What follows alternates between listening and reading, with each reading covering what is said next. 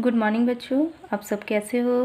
आज हम नया लेसन पढ़ेंगे, अध्याय 2 भूमि संसाधन के बारे में। पिछले लेसन में हमने पढ़ा था कि संसाधन और उसका विकास किस तरीके से किया जा सकता है। तो संसाधन हम पढ़ चुके हैं, तो हमें समझने में सुविधा होगी। तो चलिए देखते हैं भूमि संसाधन के बारे में।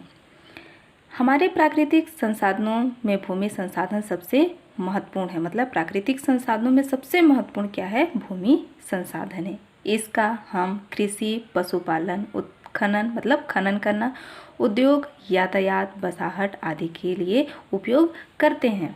भूमि किसकी है? उसका उपयोग उचित, न्यायसंगत मतलब सभी के लिए समान रूप से उपयोग में हो, और टिकाऊ कैसे हो, उसे लंबे समय तक कैसे उपयोग में लाएं, उसको हम हानि और हास्य से कैसे बचाएं, इस पर गहरे चिंतन और समझ बनाने की ज़रूरत है। तो पहला टॉपिक है भूमि उपयोग। किसी भी देश या प्रदेश में मौजूद भूमि का विभिन्न तरीकों से उपयोग किया जाता है। देश और प्रदेश में जो भूमि है वो अपने अपने तरीकों के या अपने अपने उपयोगिता के आधार पर उपयोग में लाया जाता है। किसी भाग पर खेती की जाती तो अन्य भाग पर शहर बसे हैं या कारखाने लगे हैं या फिर वनों से ढके हैं।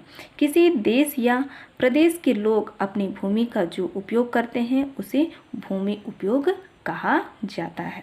यह उपयोग हमेशा एक जैसा नहीं है, क्योंकि जो हम भूमि का उपयोग करते हैं वो एक जैसा नहीं है और समय के साथ बदलता रहता है। भारत का कुल भौगोलिक क्षेत्रफल 32.8 लाख वर्ग किलोमीटर है, परंतु इसके 93% भाग पर ही भू उपयोग का सर्वेक्षण किया गया है। मतलब 93% भाग पर ही भूमि का जो उपयोग किया गया है उसका सर्वे किया गया है। नीचे दी गई तालिका में हम भारत के कुल भूमि का उपयोग किस तरह किया जाता है और यह देश की स्वतंत्रता के बाद किस तरह बदला है, यह देख सकते हैं। भूमि उपयोग आप यहाँ देख सकते हैं, डायग्राम बना हुआ है। भूमि उपयोग भारत 1950-51 में भूमि को उपयोग को बताया गया है, जिसमें देख सकते हैं 42% कृषि भूमि, 7% उपवन भूमि, 14% वन भूमि, 2% चराई भूमि, 21% बंजर भूमि, 10% पत्ती भूमि, 4% अकृषि भूमि में उपयोग किया गया है। अब आगे देखते हैं कि भूमि उपयोग भारत 2010-11 में 46% कृषि भूमि में, 1% उपवन, 23% वन भूमि, 3% चराई भूमि, 10% बंजर भूमि, 8% पत्ती भूमि, 9% अकृषि भूमि में उपयोग में लाया गया है। जिसमें हमारा पहला हेडिंग है वन भूमि। इस भूमि में वनस्पति की प्रचुरता वाले क्षेत्र सम्मिलित हैं। मतलब इस भूमि वन भूमि में वनस्पति की प्रचुरता मतलब बहुत अधिक मात्रा वाले क्षेत्र शामिल किए गए हैं, जिसे क्या कहा जाता है? वन कहा जाता है। इस वन का उपयोग लकड़ी, कंदमूल, जंगली फल, औषधियाँ, पशु चारण इत्यादि में किया जाता है। इनका उपयोग लकड़ी के लिए, कंदमूल के लिए, जंगली फल, औषधियाँ, पशु चारण मतलब पशुओं को चराने के लिए आदि कामों में किया जाता है। भारत में विगत 60 वर्षों में वन भूमि 14% से बढ़कर 23% हो गया है। वन भूमि में यह वृद्धि 1970-71 तक हुई है। इसके बाद से वन भूमि लगातार स्थिर हो गया है। कहने का मतलब ये रुक गया है। अब आगे देखते हैं।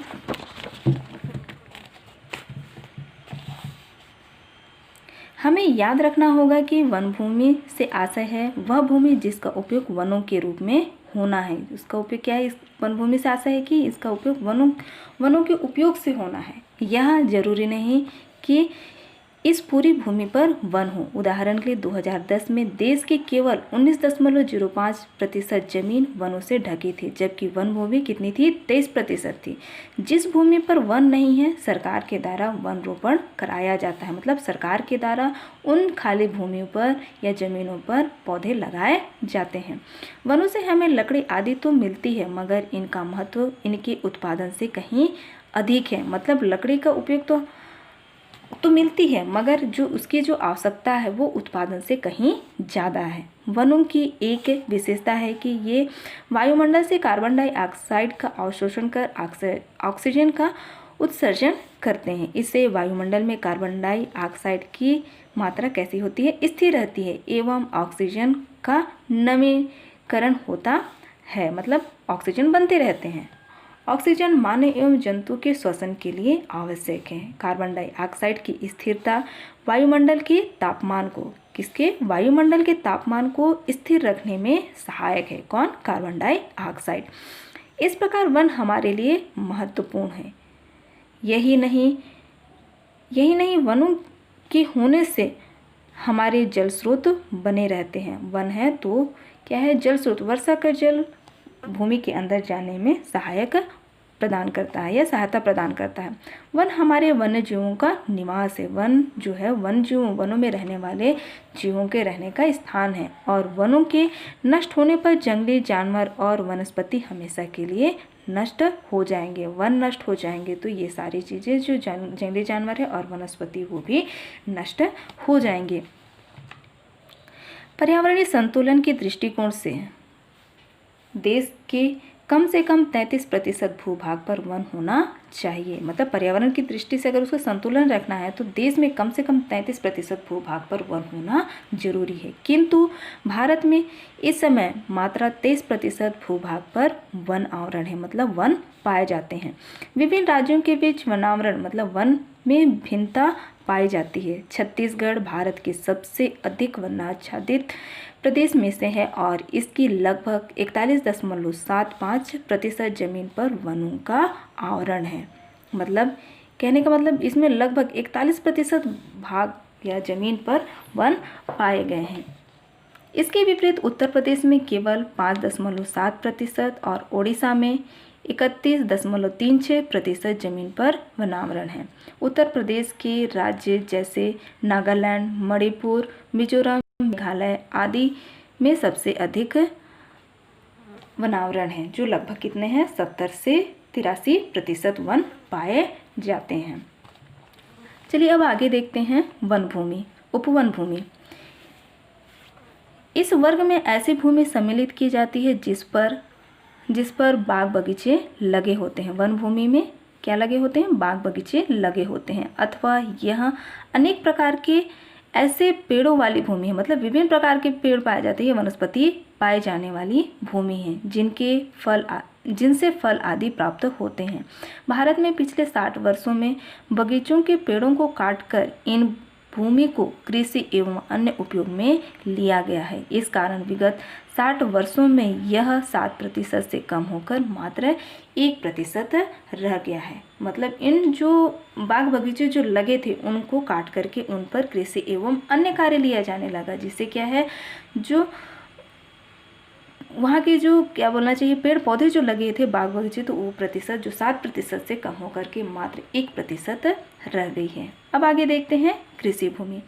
हमारे देश के विशाल भाग पर खेती होती है और यह हमारे अधिकांश लोगों को रोजगार उपलब्ध कराता है। कृषि भूमि से ही हमें अनाज प्राप्त होता है और कुछ उद्योगों को कच्चा माल भी प्राप्त होता है। भारत में 1950-51 में 42% भाग पर कृषि भूमि थी, जो आज के समय में 46% है। जो 42% थी वो क्या है, अब 46% रह गई है।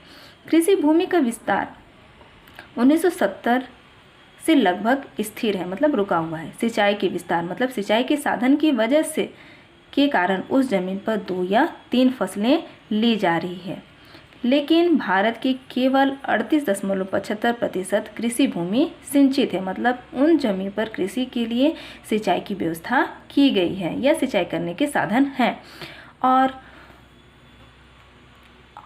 और उसी पर एक से अधिक फसलें ली जा सकती हैं, क्योंकि ऐसी भूमि पर जहाँ सिंचाई के साधन हैं वहाँ उन जगहों पर एक से अधिक फसल ले जाने में ज़्यादा सुविधा होती है, क्योंकि उनको समय समय अनुसार पानी प्राप्त होते रहते हैं। अब आगे देखते हैं अकृषि भूमि। इसके अंतर्गत वे सारी जमीन गिनी जाती है जिस पर खेती नहीं की जा सकती तथा जिसे गैर कृषि उपयोग में लिया जाता है, जैसे हिम आच्छादित पर्वत, मतलब हिम मतलब बर्फ जहाँ पे आच्छादित है ऐसे पर्वत, रेत के टीले, मकान, दुकान, उद्योग, सड़क, रेल मार्ग, बाजार, खेल का मैदान, तालाब, नदियाँ, बांध इत्यादि की भूमि। ये क्या है? ये सब चीज़ें अकृषि भूमि कार्यों के उपयोग में ली जाती है। विगत वर्षों में औद्योगिकरण मतलब उद्योगों के वजह से नगरीकरण एवं यातायात में वृद्धि के कारण अकृषि भूमि का तेजी से विस्तार हुआ है और राष्ट्रीय भूमि उपयोग में 1950 और 2010 के बीच इसका अनुपात 4% से 9% हो गया है। आज अकृषि कार्यों में जैसे औद्योगिकरण मतलब उद्योग धंधे, नगरीकरण मतलब नगरों का विकास आदि में कृषि भूमि को अधिग्रहण करने की मांग की जा रही है। मतलब कृषि भूमि को अधिग्रहण मतलब कृषि भूमि पर जो उत्पादन किया जाता है उन भूमियों पर अधिग्रहण मतलब कब्जा करने की मांग की जा रही है। किस तरह की कृषि भूमि का उपयोग इस प्रकार बदला जाए और किसानों को इसके लिए उचित मुआवजा कितना मिले, इस पर आज गहन विवाद चल रहा है। मतलब उचित, जिन भूमि पर अगर किसान को फ़ायदा होता था तो उन भूमि का उन्हें सही मुआवजा या राशि प्राप्त मिलेगा या नहीं, इस बात पर लेकर के विवाद चल रहे हैं। अगर उपजाऊ बहुफसलीय भूमि पर उद्योग लगे तो अनाज उत्पादन और देश की खाद्य सुरक्षा पर प्रतिकूल प्रभाव पड़ेगा। अतः केवल कम उपजाऊ जमीन को इस तरह के काम में लिया जाना उचित है। इस तरह किसानों को उनकी जमीन के बदले किस तरीके के मुआवजे दिए जाने चाहिए, इस पर विवाद चल रहा है कि जो उपजाऊ भूमि है उसका उन्हें सही मुआवजा मिल पाएगा या नहीं, ये अभी भी चल रहा है विवाद में। अगर किसी जमीन के उपयोग को बदला जाता है तो उसकी कीमत कई गुना बढ़ जाती है, लेकिन किसानों को मुआवजा कृषि भूमि के आधार पर निर्धारित किया जाता है। कृषि भूमि के आधार पर मतलब कृषि भूमि जितनी की जाती है उसी आधार पर किया जाता है। इससे किसानों को अपने ज़मीन के बढ़े हुए मूल्य का फ़ायदा नहीं मिल पाता है, मतलब उन्हें फ़ायदा नहीं मिल पाता। आगे है परती भूमि। अक्सर किसान कमज़ोर ज़मीन को परती छोड़ देता है, मतलब जिस ज़मीन पर अच्छी उपजाऊ नहीं हो पाती उस ज़मीन को वो छोड़ देता है ताकि ज़मीन की उर्वरता पुनः स्थापित हो, ताकि उस ज़मीन पर जो उर्वरा है वो फिर से पुनः स्थापित मतलब फिर से स्थापित हो। परती भूमि के दो भाग हो सकते हैं, वर्तमान परती भूमि और पुरानी परती भूमि। वर्तमान परती भूमि जो केवल 1 वर्ष के लिए परती होती है, वो सिर्फ 1 वर्ष के लिए, जो वर्तमान परती भूमि वो केवल 1 वर्ष के लिए होती है।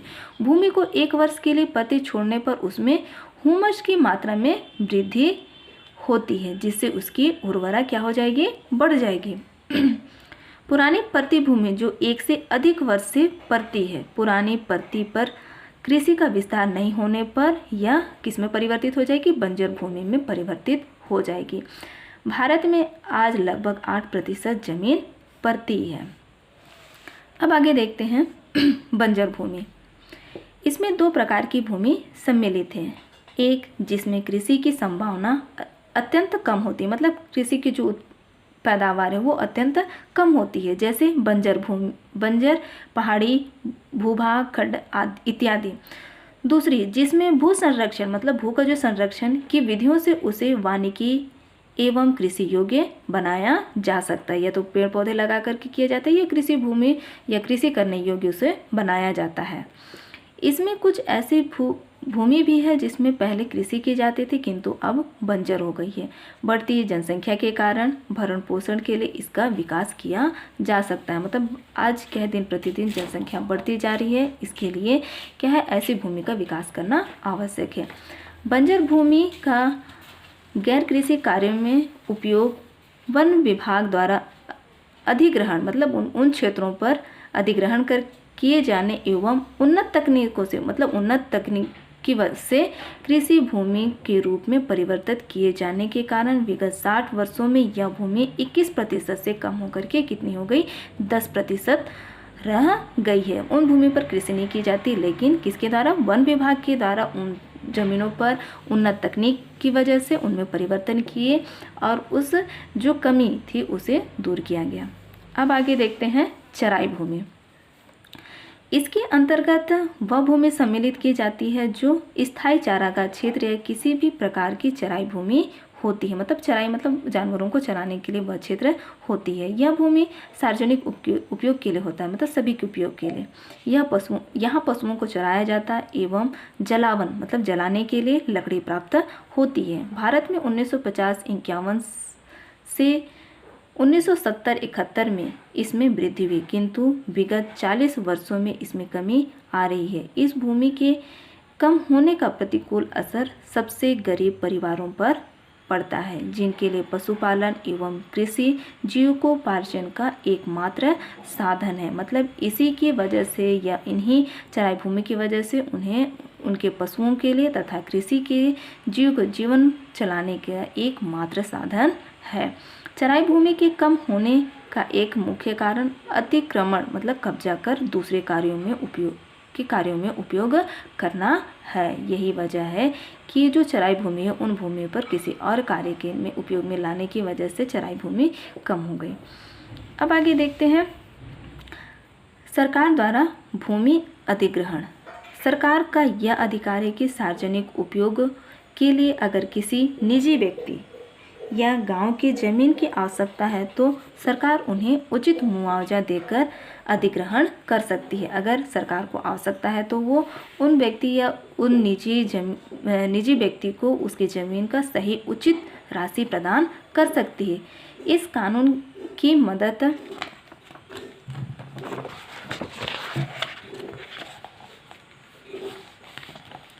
मदद से सरकार विभिन्न